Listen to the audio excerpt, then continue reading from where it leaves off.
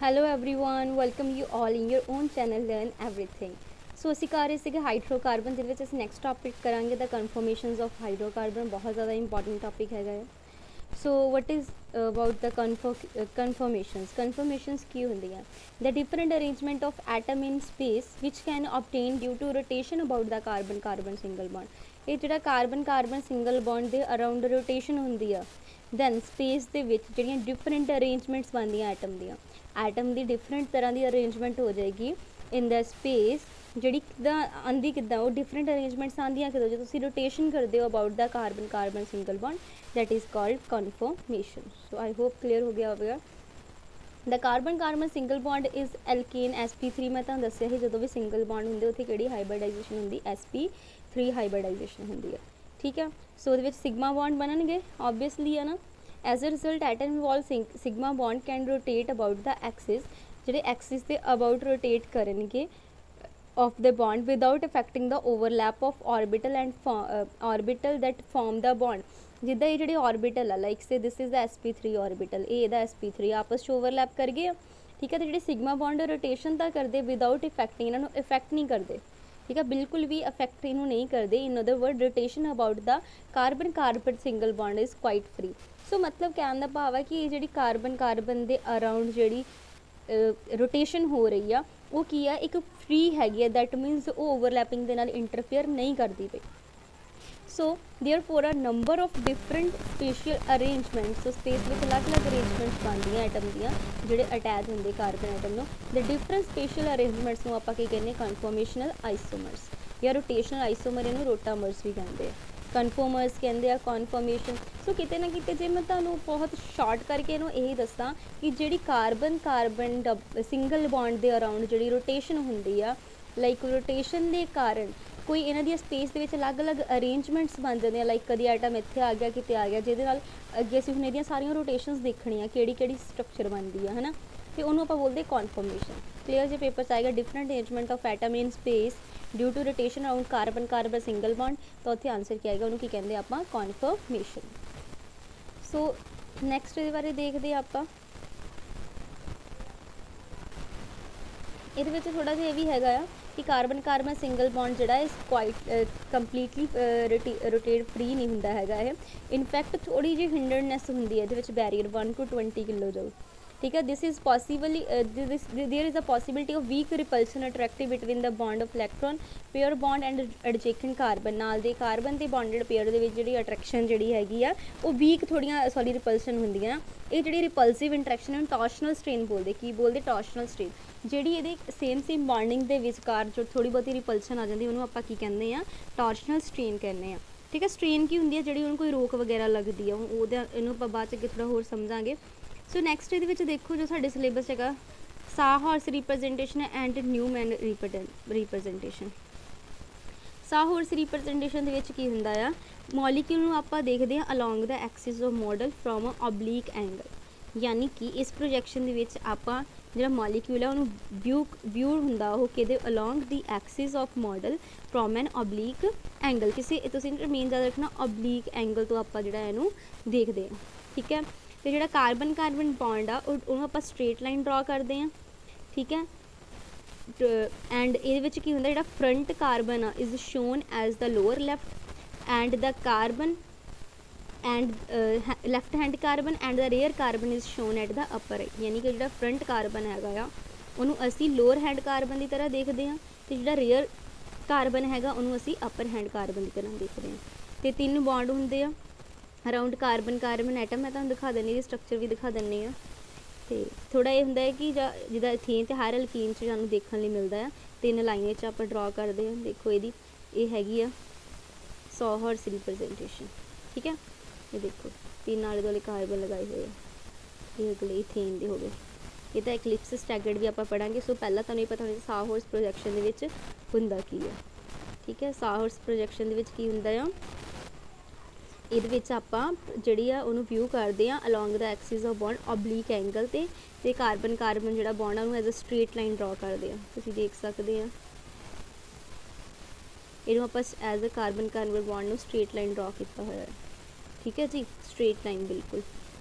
ਤੇ ਦੂਸਰਾ ਇਹਦੇ ਵਿੱਚ ਜਿਹੜਾ ਆ एंड ये भी किया गया है title to right for the sake of clarity, मतलब थोड़ा क्लैरिटी लिए इस करके जो फ्रंट कार्बन आ उन्होंने लोअर लैफ्ट हैंड कार्बन तो रेयर कार्बन जोड़ा है वो अपर राइट हैंड कार्बन, मतलब उपर राइट हैंड तो लोअर दे विच लैफ्ट हैंड, ठीक है, उपर राइट हैंड लोअर दे विच लैफ्ट हैंड। सो इदा वो रिप्रजेंटेशन की हुई है। नैक्सट न्यूमैन प्रोजैक्शन दे विच की है, सिंपल मैथड है बिल्कुल। ये असी मॉलीक्यूल नू व्यू करते हैं from the front along the carbon bond axis, मतलब फ्रंट तो कार्बन बॉन्ड एक्सिस तो द टू कार्बन एटम, मतलब फ्रंट तो आप देखते हैं, देख लो बिल्कुल ये रिप्रजेंटेशन द ईजी हैगी है।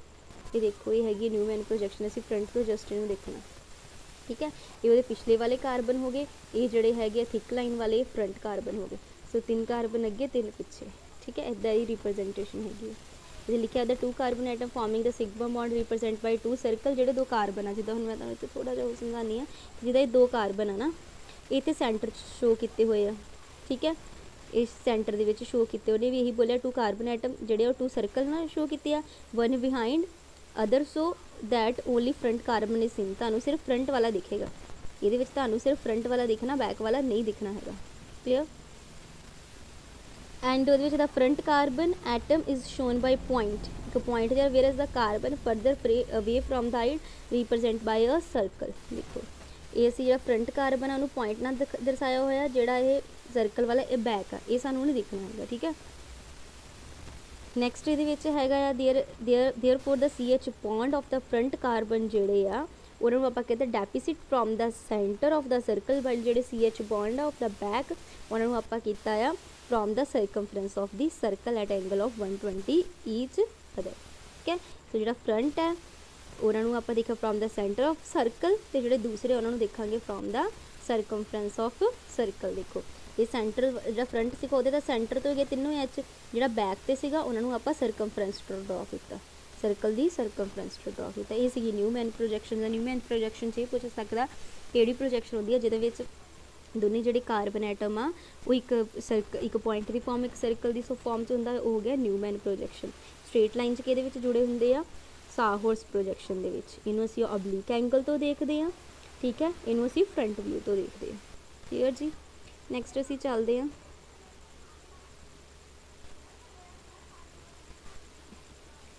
देखो ये असीं अगे स्टैगर्ड कॉन्फर्मेशन तो एक्लिप्स्ड कॉन्फर्मेशन देखांगे। जिहड़ी दा अरेंजमेंट होंदी है हाइड्रोजन दी of 2 carbon atom staggered with 1, ये स्टैगर्ड होंदी बिल्कुल।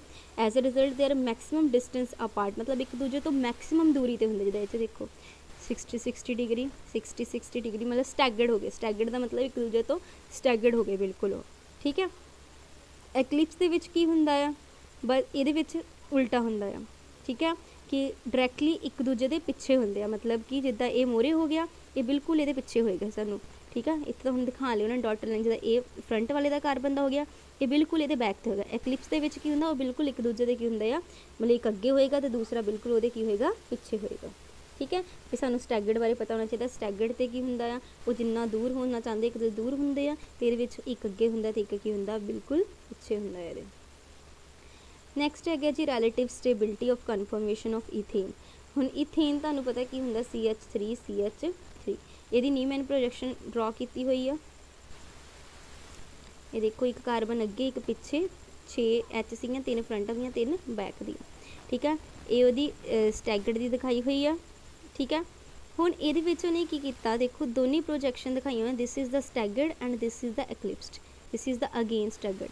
जी स्टैगर्ड है वो स्टेबल है। एनर्जी लैवल डायग्राम है, देखो एनर्जी इधर वध रही है, जो एनर्जी वधेगी स्टेबिलिटी की करती घटती, हमेशा याद रखियो एनर्जी वधेगी तो स्टेबिलिटी घटेगी। हुण इहदी एनर्जी सब तो ज़्यादा है, मतलब ये स्टेबिलिटी होगी सब तो घट। देखो मास्टर केडर च क्वेश्चन बनया सी कॉन्फर्मेशन चो, सो इनू ध्यान नाल लियो, उन्हें स्टेबिलिटी ते गल कीती सी, ठीक है। तो जो नीचे वाले एनर्जी घट है, जो एनर्जी घट होएगी तो स्टेबिलिटी की होएगी ज़्यादा होएगी ना, ऑबवियसली है एनर्जी घट तो स्टेबिलिटी की होएगी ज़्यादा। सो जी स्टैगर्ड है वो ज़्यादा स्टेबल होंगी है एज कंपैरिजन टू एक्लिप्स्ड। एक्लिप्स्ड इन्नी नहीं होंगी स्टेबल, ठीक है, क्योंकि वो स्ट्रेन थोड़िया आ जांदियां अलग अलग तरह दियां, जिस करके वो ज़्यादा स्टेबल नहीं होंगी। सो क्लीयर है, मेन तुसीं इहदे विच यही याद रखना है, ठीक है जी। ਇਹਦੇ ਵਿੱਚ ਥੋੜਾ ਐਕਸਪਲੇਨ ਵੀ ਕੀਤਾ ਹੋਇਆ, ਜੇ ਕਿਸੇ ਨੇ ਇਹਨੂੰ ਜ਼ਿਆਦਾ ਪੜ੍ਹਨਾ ਹੋਇਆ ਤਾਂ ਤੁਸੀਂ ਪੜ੍ਹ ਵੀ ਸਕਦੇ ਹੋ, ਤੁਹਾਡੇ ਕੋਲ ਸਾਰਾ ਹੈਗਾ। ਬਟ ਮੈਂ ਤੁਹਾਨੂੰ ਮੇਨ ਦੱਸਾਂਗੀ ਜ਼ਿਆਦਾ, ਕਿਉਂਕਿ ਜਿੱਦਾਂ ਦਾ ਸਾਨੂੰ ਆਉਣਾ ਹੀ ਆ ਮੇਨ, ਕਿ ਉਹਨੇ ਪੁੱਛਣਾ ਕਿਹੜੀ ਚੀਜ਼ ਸਟੇਬਲ ਆ, ਕਿਹੜੀ ਹੈਗੀ ਆ, ਮਤਲਬ ਕਿਹੜੀ ਜ਼ਿਆਦਾ ਐਨਰਜੀ ਆ, ਐਨਰਜੀ ਬਾਰੇ ਐਨਰਜੀ ਦੇ ਪੁੱਛ ਸਕਦਾ ਨਾ, ਕਿਹਦੀ ਐਨਰਜੀ ਜ਼ਿਆਦਾ। ਹਾਂ ਇੱਕ ਯਾਦ ਰੱਖਣਾ, ਇਹ ਐਨਰਜੀ ਗੈਪ ਜਿਹੜਾ ਹੈ ਕਿੰਨਾ 12.5 ਦਾ ਹੈਗਾ। ਠੀਕ ਹੈ, ਸੋ ਇਹਦੇ ਵਿੱਚ ਤੁਹਾਨੂੰ ਇੱਕ ਮੈਂ ਹੋਰ ਲਾਈਨ ਦੱਸ ਦੇਣੀ ਹੈ, ਕਿ ਜਿੱਦਾਂ ਹੁਣ ਇਹ 'ਚ ਦੱਸਿਆ ਕਿ ਜਿੱਦਾਂ ਮਤਲਬ ਸਟੈਗਰਡ ਤੁਹਾਡੇ ਕੋਲ ਹੈਗੀ ਆ ਨਾ, ਇੱਕ ਸਟੈਕਰਡ, ਜਦੋਂ ਸਟੈਗਰਡ ਨੇ ਚੇਂਜ ਹੋਣਾ ਇਕਲਿਪਸ ਫਾਰਮ ਤੇ ਤਾਂ ਰਿਪਲਸਿਵ ਫੋਰਸ ਇਨਕਰੀਜ਼ ਕਰ ਜਾਂਦਾ। ਸਟੈਗਰਡ ਜਦੋਂ ਇਕਲਿਪਸ ਚੇਂਜ ਹੋਏਗਾ, ਰਿਪਲਸਿਵ ਫੋਰਸ ਜਿਹੜੀਆਂ ਵੱਧ ਜਾਣੀ, ਇਸ ਕਰਕੇ ਸਟੇਬਿਲਿਟੀ ਕੀ ਹੋ ਜਾਣੀ ਆ, ਘਟ ਜਾਣੀ ਹੈ। The repulsive interaction between the electron cloud ਵਿਚ affect the stability of conformation, ਇਹਨੂੰ ਬੋਲਦੇ ਆਪਾਂ ਟੋਰਸ਼ਨਲ ਸਟ੍ਰੇਨ। ਸੋ ਇਹ 'ਚ ਸਟ੍ਰੇਨ ਆ ਗਈ।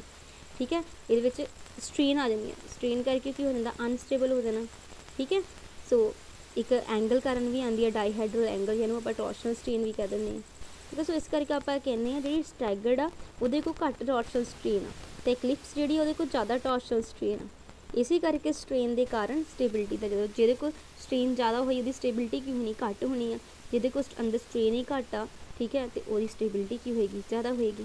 ਠੀਕ ਹੈ, ਅਤੇ ਜਿਹੜੇ ਛੋਟੇ ਛੋਟੇ ਕਈ ਵਾਰੀ ਸਮੋਲ ਬੈਰੀਅਰ ਰੋਟੇਸ਼ਨ ਦੇ ਵਿੱਚ, ਮਤਲਬ ਹੈ ਕਿ ਕਨਫਰਮੇਸ਼ਨ ਰੋਟੇਸ਼ਨ ਹੀ ਆ, ਕਾਰਬਨ ਬੌਂਡ ਦੇ ਆਲੇ ਦੁਆਲੇ ਉਹਨਾਂ ਹੀ ਬਣੀ ਆ। ਠੀਕ ਹੈ, ਸੋ ਉਹਦੇ ਅਕੋਰਡਿੰਗ ਇਹ ਬਣੀ ਆ, ਜਦੋਂ ਰੋਟੇਸ਼ਨ ਕਰ ਰਹੇ ਸਾਰੇ ਜਾਣੇ। ਸੋ ਛੋਟੇ ਛੋਟੇ ਐਨਰਜੀ ਬੈਰੀਅਰ ਵੀ ਆਉਂਦੇ ਆ, ਜਿਹਨੂੰ ਆਪਾਂ ਟੋਰਸ਼ਨਲ ਬੈਰੀਅਰ ਕਹਿੰਦੇ ਹਾਂ। ਠੀਕ ਹੈ, ਸੋ ਇਹਨਾਂ ਨੂੰ ਆਪਾਂ ਟੋਰਸ਼ਨਲ ਬੈਰੀਅਰ ਕਹਿੰਦੇ ਆਫ ਸਿੰਗਲ ਬੌਂਡ। ਨੈਕਸਟ ਕੁਛ ਇਹ ਵੀ ਇਹਨੇ ਦੱਸਿਆ ਹੈ ਕਿ ਜਿਹੜੇ ਐਨਰਜੀ ਡਿਫਰੈਂਸ ਹੁੰਦੇ ਆ is not large enough to prevent rotation, ਇੰਨੇ ਵੀ ਜ਼ਿਆਦਾ ਲਾਰਜ ਨਹੀਂ ਹੁੰਦੇ ਕਿ ਰੋਟੇਸ਼ਨ ਪ੍ਰੀਵੈਂਟ ਕਰਦੇ। Even at ordinary temperature molecule have thermal kinetic energy to overcome this energy barrier, ਮਤਲਬ ਸਿੰਪਲੀ ਟੈਂਪਰੇਚਰ 'ਤੇ ਵੀ ਕੁਛ ਐਨਰਜੀ ਇਹਨਾਂ ਕੋਲ ਥਰਮਲ ਜਾਂ ਕਾਇਨੈਟਿਕ ਹੁੰਦੀ, ਜਿਹੜੀ ਇਹ ਬੈਰੀਅਰ ਨੂੰ ਕ੍ਰੋਸ ਕਰਕੇ ਆਰਾਮ ਨਾਲ ਉਹ ਰੋਟੇਟ ਕਰਦੇ, ਜਿਹਦੇ ਕਰਕੇ ਅਲੱਗ-ਅਲੱਗ ਸਾਨੂੰ ਕਨਫਰਮੇਸ਼ਨ ਮਿਲਦੀਆਂ। ਠੀਕ ਹੈ, so therefore two conformation ethane go on changing from one to another, consequently it is not possible to isolate different conformation of ethane. ਇਹਨਾਂ ਨੂੰ ਆਈਸੋਲੇਟ ਕਰਨਾ ਈਜ਼ੀ ਨਹੀਂ ਹੈਗਾ, ਮਤਲਬ ਕਿ ਇਹਨਾਂ ਨੇ ਕੀ ਕਰਨਾ, ਇੰਨੀ ਵੀ ਸਟ੍ਰੇਨ ਹੈ ਨਹੀਂ ਗੀ ਕਿ ਉਹ ਇੱਕ ਤੋਂ ਦੂਸਰੀ 'ਚ ਕਨਵਰਟ ਹੀ ਨਾ ਹੋਣ, ਬਸ ਸਟੈਗਰਡ 'ਚੋਂ ਸਟੇਬਲ ਹੋਏਗਾ, ਵਿੱਚ ਵੀ ਅਨਸਟੇਬਲ, ਫਿਰ ਸਟੇਬਲ ਹੋਣ ਲਈ ਆ ਜਾਏਗਾ। ਸੋ ਕਲੀਅਰ ਹੈ ਜੀ। ਸੋ ਮਤਲਬ ਤੁਹਾਨੂੰ ਇਹ ਪਤਾ ਹੋਣਾ ਚਾਹੀਦਾ ਹੈ ਕਿ ਹਾਂਜੀ ਇਹ ਵਾਲੀਆਂ ਜਿਹੜੀਆਂ ਕਨਫਰਮੇਸ਼ਨ ਇਥੇਨ ਦੀਆਂ ਉਹ ਇੱਕ ਚੇਂਜ ਹੁੰਦੀ ਜਿਹਦੀ ਦੂਸਰੇ ਤੋਂ। ਸੋ ਇਹ ਪੋਸੀਬਲ ਨਹੀਂ ਹੈਗਾ ਕਿ ਇਸ ਨੂੰ ਆਈਸੋਲੇਟ ਕਰੀਏ ਡਿਫਰੈਂਟ ਕਨਫਰਮੇਸ਼ਨ ਆਫ ਇਥੇਨ। ਇਹ ਜਿਹੜੀ ਡਿਫਰੈਂਸ ਇਨ ਐਨਰਜੀ ਆ various conformation constitute energy barrier of rotation, ਇਹੀ ਐਨਰਜੀ ਬੈਰੀਅਰ ਆਹ ਵਾਲਾ। ਠੀਕ ਹੈ, ਜਿਹੜਾ ਐਨਰਜੀ ਡਿਫਰੈਂਸ ਇਹੀ ਬੈਰੀਅਰ ਹੈਗਾ। ਨੈਕਸਟ ਇਹਦੇ ਵਿੱਚ ਜਿਹੜਾ ਹੈਗਾ ਆ ਦੇਖਦੇ ਹਾਂ ਆਪਾਂ, ਇਹਦੀ ਕਨਫਰਮੇਸ਼ਨ ਹੈਗੀਆਂ ਪ੍ਰੋਪੇਨ ਦੀਆਂ। ਹੁਣ ਪ੍ਰੋਪੇਨ ਦੇ ਵਿੱਚ ਕਿੰਨੇ ਕਾਰਬਨ ਹੁੰਦੇ ਆ, 3 ਕਾਰਬਨ ਹੁੰਦੇ ਆ, ਇੱਕ ਫਰੰਟ ਹੋ ਗਿਆ, ਇੱਕ ਬੈਕ ਹੋ ਗਿਆ, ਇੱਕ ਆ CH3 ਉੱਪਰ ਲੱਗਾ ਹੋਇਆ। ਠੀਕ ਹੈ, ਬਾਕੀ ਜਿਹੜੇ ਹੋ ਗਏ H ਹੋ ਗਏ, ਜਿੱਦਾਂ ਹੁਣ ਇਹਨੂੰ ਬਣਾਓਗੇ CH3 CH2 CH3, ਇੱਕ ਕਾਰਬਨ ਨੂੰ ਤਾਂ 3 H ਹੈਗੇ ਨੇ, ਹੋ ਗਏ 3। ਠੀਕ ਹੈ, 1 2 3, ਅਤੇ ਦੂਸਰੀ ਕਾਰਬਨ ਨੂੰ ਕਿੰਨੇ ਹੈਗੇ ਨੇ, 2 ਹੈਗੇ ਨੇ, ਅਤੇ ਇਹ ਬਚਿਆ CH3, ਇਹਨੂੰ ਲੱਗ ਗਿਆ। ਠੀਕ ਹੈ, ਸੋ ਇਹ ਵਾਲੀ ਕਾਰਬਨ ਨੂੰ ਧਿਆਨ ਨਾਲ ਦੇਖੋ, ਇਹਦੇ ਨਾਲ ਇੱਕ H ਹੈਗੇ ਨੇ, ਅੱਗੇ ਦੋ H ਹੈਗੇ ਨੇ, ਬਾਕੀ CH3 ਹੈਗਾ। ਦੇਖੋ ਕਨਫਰਮੇਸ਼ਨ ਪ੍ਰੋਪੇਨ, ਇਹਨੂੰ CH3 2 H, ਤੁਹਾਨੂੰ ਸਮਝਾ ਦਿੱਤਾ ਹੋਇਆ ਕਿ 4 ਇਹਨੇ ਬੌਂਡ ਬਣਾਉਣੇ ਹੁੰਦੇ ਆ ਕਾਰਬਨ ਨੇ। ਸੋ ਆਹ ਜੇ ਕਾਰਬਨ ਨੂੰ ਦੇਖੀਏ, ਇਹਦੇ ਨਾਲ ਕੀ ਇੱਕ CH3 ਹੈ, 2 ਕੀ ਹੈ H। ਸੋ ਆਹ ਵਾਲੀ ਕਾਰਬਨ ਨੂੰ ਧਿਆਨ ਨਾਲ ਦੇਖੋ, ਇਹਦੇ ਨਾਲ ਇੱਕ ਇੱਧਰ H, ਇੱਕ ਇੱਧਰ ਇੱਕ ਹੋ ਗਿਆ CH3, ਜਿਹੜੀ ਇਹ ਬਚੀ ਇਹਨੂੰ ਤਿੰਨੇ ਕੀ ਹੈ H ਕਨੈਕਟਡ ਹੈਗੇ ਨੇ, 1 2 3, ਉਹ ਸਰਕਮਫਰੈਂਸ ਵਾਲੀ ਹੋ ਗਈ। ਠੀਕ ਹੈ, ਸੋ ਇਹਦੇ ਵਿੱਚ ਵੀ ਸਟੈਗਰਡ ਅਤੇ ਐਕਲਿਪਸ ਜਿਹੜੀਆਂ ਕਨਫਰਮੇਸ਼ਨ ਬਣੀਆਂ, ਸਟੈਗਰਡ 'ਚੋਂ ਦੂਰ ਦੂਰ ਹੋਣੇ ਇੱਕ ਦੂਜੇ ਤੋਂ। ਠੀਕ ਹੈ, 60 ਡਿਗਰੀ ਦੇ ਐਂਗਲ ਦੇ ਉੱਤੇ। ਜਦੋਂ ਐਕਲਿਪਸ ਦੀ ਫੋਰਮ ਆ ਦੇਖੋ, ਅੱਗੇ ਪਿੱਛੇ, ਇੱਕ ਅੱਗੇ ਹੈ ਇੱਕ ਪਿੱਛੇ ਹੈਗਾ, ਇਹ ਡਿਨੇਟ ਕਰੇ, ਇੱਕ ਅੱਗੇ ਆ ਫਰੰਟ ਵਾਲਾ ਥਿਕ ਲਾਈਨ ਵਾਲਾ, ਡਾਟਡ ਵਾਲਾ ਕੀ ਹੋ ਗਿਆ, ਪਿੱਛੇ ਹੋ ਗਿਆ। ਇਹਦੇ ਵਿੱਚ ਵੀ ਐਨਰਜੀ ਬੈਰੀਅਰ, ਇਹਦੇ ਵਿੱਚ ਐਨਰਜੀ ਹੁੰਦਾ 40 ਕਿਲੋ ਜੂਲ ਦਾ ਹੁੰਦਾ, ਵਿਚ ਇਜ਼ ਸਲਾਈਟਲੀ ਹਾਇਰ ਦੈਨ, ਉੱਥੇ 12 ਪੁਆਇੰਟ ਸਮਥਿੰਗ 5 ਦਾ ਸੀਗਾ ਨਾ ਉੱਪਰ ਵਾਲੇ 'ਚ, ਸੋ ਇਹਦੇ ਵਿੱਚ ਥੋੜ੍ਹਾ ਜ਼ਿਆਦਾ ਹੋ ਜਾਂਦਾ ਐਨਰਜੀ ਬੈਰੀਅਰ, ਮਤਲਬ ਥੋੜ੍ਹਾ ਐਨਰਜੀ ਬੈਰੀਅਰ ਜ਼ਿਆਦਾ ਹੋ ਜਾਏਗਾ। ਇਹ ਉਹਦੀਆਂ ਪ੍ਰੋਪੇਨ ਦੀਆਂ ਬਣਾਈਆਂ ਹੋਈਆਂ ਸੇਮ। ਇਹ ਉਹਦੀ ਐਕਲਿਪਸਡ ਆ ਉਹ ਘੱਟ ਸਟੇਬਲ ਆ, ਸਟੈਗਰਡ ਜਿਹੜੀਆਂ ਉਹ ਕੀ ਹੋਣਗੀਆਂ, ਸਟੇਬਲ ਹੋਣਗੀਆਂ, ਕੁਛ ਔਖਾ ਨਹੀਂ ਹੈਗਾ ਜ਼ਿਆਦਾ। ਇਹਦੀ ਉਹਨੇ ਬਿਊਟੇਨ ਦੀਆਂ ਬਣਾਈਆਂ ਹੋਈਆਂ। ਬਿਊਟੇਨ 'ਚ ਕਿੰਨੇ ਕਾਰਬਨ ਹੁੰਦੇ, 4 1 2 3 4, CH3 CH3, ਇੱਥੇ 2 2 H ਲਗਾ ਦਿਓ, ਇਹੀ ਹੁੰਦੀ ਹੈ। ਅਤੇ ਸਟਰਕਚਰ ਬਣਾ ਲੈਂਦੇ ਤੁਸੀਂ। ਇਹ ਕਾਰਬਨ ਨੂੰ ਦੇਖੋ, ਇੱਕ ਨੂੰ CH3 ਲੱਗਾ, 2 ਕੀ ਲੱਗੀਆਂ H, ਇਸ ਕਾਰਬਨ ਨੂੰ ਵੀ ਇੱਕ CH3 2 H, ਯਾਨੀ ਹਰ ਕਾਰਬਨ ਨੂੰ ਇੱਕ CH3 ਹੋਏਗਾ 2 H। ਦੇਖੋ ਨਾ ਫਰੰਟ ਵਾਲਾ ਕਾਰਬਨ ਹੈਗਾ, ਇੱਕ ਇਹਨੂੰ CH3 2 H, ਇਹ ਜਿਹੜਾ ਬੈਕ ਵਾਲਾ ਕਾਰਬਨ ਹੈਗਾ ਇਹਨੂੰ ਇੱਕ CH3 2 H। ਸੋ ਇਹਨਾਂ ਕੀ ਹੋਏਗਾ, ਰੋਟੇਸ਼ਨ ਹੁੰਦੀ ਜਾਏਗੀ। ਦੇਖੋ ਜਿੱਦਾਂ ਹੋਣਾ ਕਿ ਇਹਨੇ ਘੁੰਮਣਾ ਆ, ਠੀਕ ਹੈ, ਇਹਨੇ ਘੁੰਮ ਕੇ ਦੇਖੋ ਇਹਦੇ ਪਿੱਛੇ ਚੱਲ ਗਿਆ 60 ਡਿਗਰੀ 'ਤੇ, ਇਹਦੇ ਪਿੱਛੇ ਚੱਲ ਗਿਆ ਇੱਥੇ। ਇੱਥੇ ਐਂਟੀ ਸੀ ਇੱਕ ਦੂਜੇ ਦੇ, ਐਂਟੀ ਇਹਨੂੰ ਕਿਉਂਕਿ ਨਾਮ ਦੇਖ ਲਓ ਇਹਦੇ, ਇਹ 'ਚ ਕੁਐਸਚਨ ਵੀ ਬਣਿਆ ਸੀਗਾ, एंटी, एक दूजे बिल्कुल एंटी आ एक दूजे के। इत्थे की हो गया अगे पिछे आ गए तो एलिप्स्ट बन गया, ठीक है। हुण की हो गया फिर एक 60 डिग्री तो इन्होंने खुल जाना, इन्हें इत्थे चल जाना, इन्हें इत्थे आ जाना, इन्हें इत्थे आ जाना, ठीक है। अगेन रोटेशन हो जानी है, ठीक है। इधर रोटेट कर दो जी, देखो इधर रोटेट करोगे तो CH3 इत्थे चल जाएगा, AH इत्थे 60 डिग्री पर चल जाएगा, AH इत्थे चला जाएगा। इनू आपां बोलदे स्क्यू या गॉच, ठीक है। ये एंटी नहीं है, बस सेम वाले एक दूजे के कोल 60 डिग्री ते, इनू आपां स्क्यू या गॉच बोल दिता। जो भी सेम वाले कोल आएंगे ना इधर 60 इन्होंने आपां स्क्यू या गोच बोलांगे। जो एक दूजे के उल्टे होंगे एंटी बोलांगे, जो भी कोल होंगे उन्होंने आपां लिक्स बोलांगे। हुण एक्लिप्स या फुली एक्लिप्स की है, देखो इत्थे CH3 अगे है एक पिछे आ, अगे पिछे वाले एक्लिप्स बोलते हैं, बट जो सेम मॉलीक्यूल अगे पिछे है फिर आपां फुली एक्लिप्स कह देंगे।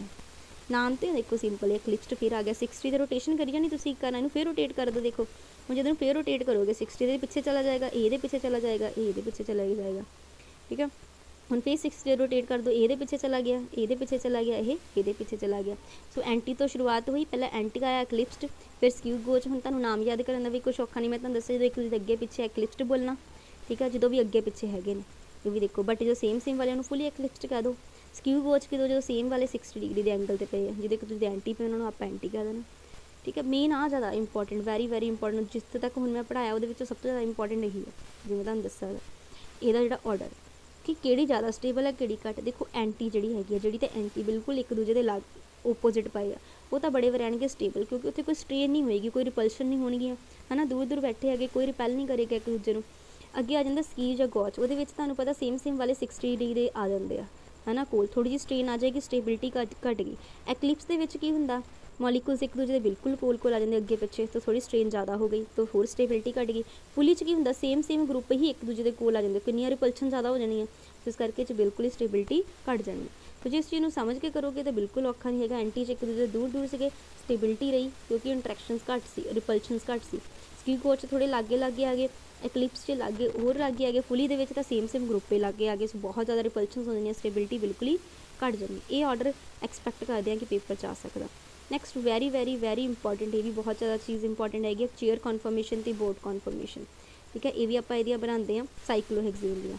साइक्लोहेक्सेन मतलब कि दिस थिंग 6 कार्बन 1 2 3 4 5 6, साइक्लो मतलब साइकिल के विच होणगे। जो आ कार्बन को देखो, ये कार्बन है कि इधर एक बॉन्ड है, एक इधर, इत्थे दो की हो जाएगियाँ H 1 ते 2, यदि हर कार्बन की होणगियाँ 2 H होणगियाँ। तुसीं देखो ये 6 आ मार्किंग की 1 2 3 4 5 6, हुण 6 आ सारे तो देखो H 2 लगियां हुई, ये एक चेयर कन्फर्मेशन बनती है, एक बोट कन्फर्मेशन बनती है, ठीक है। ये क्वेश्चन आया भी सी पेपर दे विच कि किहड़ी ज़्यादा स्टेबल होंगी, चेयर कि बोट, ठीक है।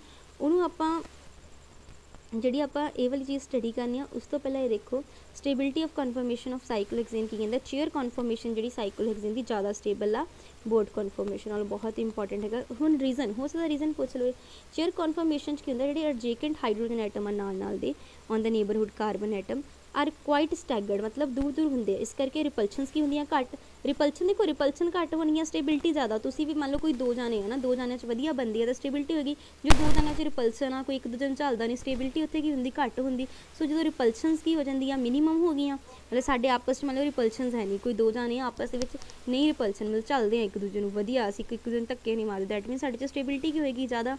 बट बोट कन्फर्मेशन की होंगे एडजेकेंट कार्बन जोड़े आ लागे होंगे, एक्लिप्स्ड होए होंगे आ।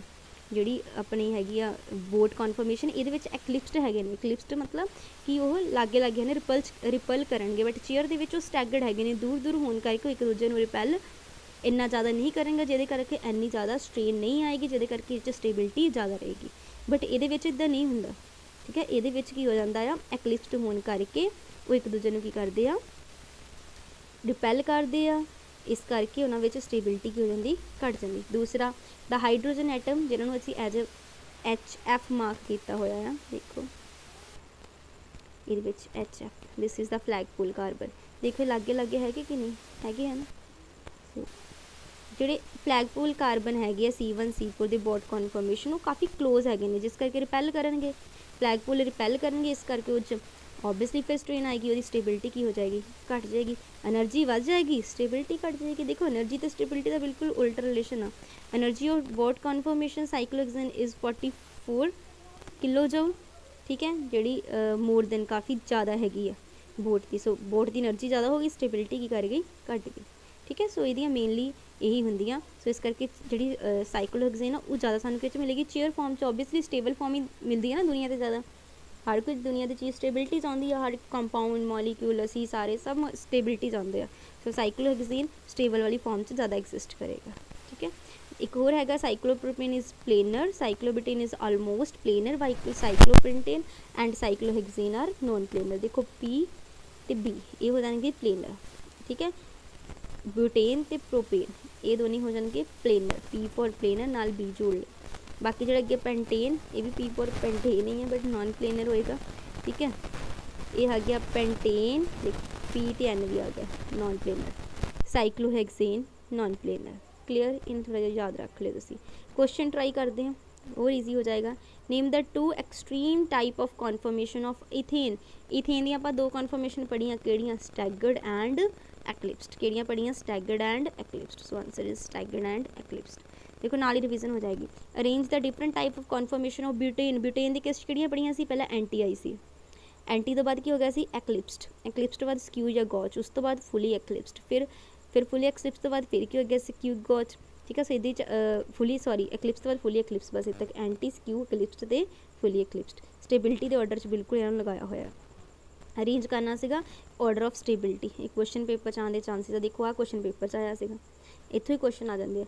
बोट एंड चेयर जी फॉर्म हैगी साइक्लोहेक्सेन की, किहड़ी ज़्यादा कहता स्टेबल हैगी, वो नहीं दसिया मैं तुहानूं, चेयर वाली की हैगी आ ज़्यादा स्टेबल हैगी। So answer is chair is more stable. ठीक है, नेक्स्ट हैगा आ it is eclipsed conform, is the eclipsed conformation of propane have same energy और different of the eclipse conformation of ethane. देखो हुण प्रोपेन की एक्लिप्स नूं इथेन की एक्लिप्स नाल इथेन दे एक्लिप्स फॉर्म तो मैं दोनों दिखा देनी इत्थे, रुको। ये हैगा propane, this is the propane की एक्लिप्स्ड फॉर्म इस साइड वाली। ठीक है, तो ये हैगी है इथेन की, दिस वन इज़ एथेन की एक्लिप्स्ड फॉर्म। सो दोनों की गल की है। हुण उहदे विच ये पुछदा पिया तुहानूं कि किहदी जिहड़ी है ज़्यादा स्टेबल है। ये तुहानूं दस्सिया होया कि जिहड़ी एक्लिप्स्ड कॉन्फॉर्मेशन इथेन की आ वो ज़्यादा स्टेबल है किहदे नालों, प्रोपेन नालों, क्योंकि उहदे विच देखियो तुसीं सिमेट्री ज़्यादा है। इथेन दे विच सारे एच सीगे ना, ये एक CH3 भी आ गया सीगा। एनर्जी दोनों ही डिफरेंट होएगी, क्यों, क्योंकि प्रोपेन की जो आप बनाई सी उहदे विच की सी, मैं तुहानूं बना के भी दस्सिया सी ना प्रोपेन का। प्रोपेन दे विच की सीगा 1 2 3 कार्बन सीगे है ना, इत्थे 2 H ते इधर H3। सो जब चाहिए सेंटर वाली कार्बन एक आले वाली की सीगा CH3, सर्कमफ्रेंस वालियां को CH3, सो ये एक CH3 ग्रुप आ गया। ठीक है, जिहदे करके स्टेबिलिटी की हो जाएगी, थोड़ी घट जाएगी। इथेन वाले तो सिंपल HH ही सीगे ना, CH3 दोनों पासे HH, वो स्टेबिलिटी की होगी ज़्यादा। ये भी पेपर च इस बार पूछा जा सकता है।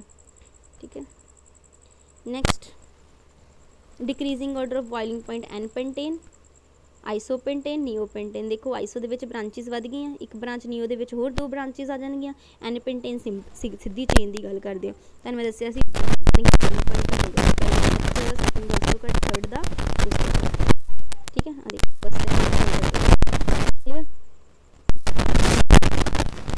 नैक्सट है मैल्टिंग, मैल्टिंग पॉइंट दस्सिया ईवन वाले का ज़्यादा होंदा। नैक्सट जो क्वेश्चन आ उहदे विच उहने क्या अरेंज करना है मैल्टिंग पॉइंट, तुहानूं दस्सिया सीगा मैं ईवन वाले का ज़्यादा होंदा ना, 4th। सो ये 6 हैगे ने ईवन, ये अगे इदां ही 6 तो पिछे 5 वाले का आ जाएगा, तो 3 तो जो 4 कंपेयर करा ईवन वाले का की हो जाएगा, ज़्यादा हो जाएगा। सो आंसर देखो 4 का सब तो ज़्यादा, सैकेंड का उस तो घट, थर्ड का की होएगा सब तो घट होएगा, थर्ड वाला। ठीक है, थर्ड वाला साढ़े को हो गया 3 वाला। सो ऑड वाले का बिल्कुल घट होएगा, ईवन वाले का सब तो ज़्यादा। कराया सी नहीं ईवन वाले का सब तो ज़्यादा, उस तो घट आ गया 5। जो मैं 3 तो 4 कंपेयर करा तो 4 वाले का ज़्यादा, ईवन वाले कंपेयर करना जिदा 5 तो 6 चो देखा तो ईवन वाले का ज़्यादा, 5 का घट गया। 3 तो 4 च देखा 4 वाले का वध गया, 3 का घट गया। नेम द प्रोडक्ट विच में obtain when mixture of methyl bromide and ethyl bromide is treated with sodium methyl in ether। Sodium methyl जो ईथर च आपां पाने आ तो उदों किहड़े प्रोडक्ट बनते हैं, इथेन, प्रोपेन एंड ब्यूटेन। ठीक है, गल कि उन्हें sodium methyl bromide, ethyl bromide treated with sodium. देखो वुड्स रिएक्शन आ गई, methyl bromide CH3Br methyl bromide, ethyl bromide C2H5Br, ਜਿਹਨੂੰ ਆਪਾਂ ਇਹਨੂੰ ਸੋਡੀਅਮ 2Na ਵੁਡਸ ਰਿਐਕਸ਼ਨ ਕਰਾਈ ਸੀ ਨਾ ਮੈਂ 2NaBr ਤਾਂ ਕੀ ਹੋ ਜਾਏਗਾ ਬਾਹਰ ਹੋ ਜਾਏਗਾ ਨਾ ਇੱਧਰੋਂ ਬਚ ਕੇ। ਮੈਂ ਤੁਹਾਨੂੰ ਦੱਸਿਆ ਜਦੋਂ ਵੀ ਅਸਿਮੈਟ੍ਰਿਕ ਆ ਆਪਸ 'ਚ ਵੀ ਜੁੜ ਸਕਦੇ CH3 ਨਾਲ ਵੀ ਜੁੜ ਸਕਦਾ ਤਾਂ ਕੀ ਬਣ ਗਿਆ ਇਥੇਨ। ਹੋ ਸਕਦਾ C2H5 ਨਾਲ ਜੁੜੇ तो 4 कार्बन हो गए, 4 वाले ਆਪਾਂ ਕਹਿੰਦੇ ब्यूटेन, या हो सकता है आपस भी जुड़ जान 2 कार्बन ये तो 1 प्रोपेन। सो 3 प्रोडक्ट बन सकते ethane butane propane. Wurtz reaction वाला देख लो, देखो ने क्वेश्चन किदा घुमा के पूछा मिथाइल ब्रोमीड तो इथाइल। इथाइल मतलब 2 कार्बन वाला, इथाइल मतलब 1 कार्बन वाला, मिथाइल मतलब 2 वाला। दसा ही ना जो भी अनसिमेट्रिकल जुड़नगे वुड्स रिएक्शन में सोडियम के नाल तो ये आपस भी जुड़ सकते 2 कार्बन 2 ना जुड़नगे 4 मतलब ब्यूटेन बन गया, 1 कार्बन 1 ना जुड़ेगा 2 मतलब मिथेन बन गया, 1 2 ना भी जुड़ सकता 3 मतलब प्रोपेन बन गया। Which salt on treat with sodium lime give ethane, sodium propanoate, ये याद कर लेना ठीक है। बाकी highest boiling point again branches देख लियो 2 मिथाइल पेंटेन है, 2 3 डाई मिथाइल, देखो 2 ब्रांचेस आ गई 2 2 डाई मिथाइल ब्यूटेन आ गया ठीक है। सो मास वध गया ये 2 3 डाई मिथाइल, 2 3 डाई मिथाइल है ये 2 2 डाइल इक्को जगह 2 ब्रांचेस लगियाँ, वो अकॉर्डिंग ब्रांचेस के अकॉर्डिंग बॉइलिंग पॉइंट की कर जाना है घट जाना है ठीक है।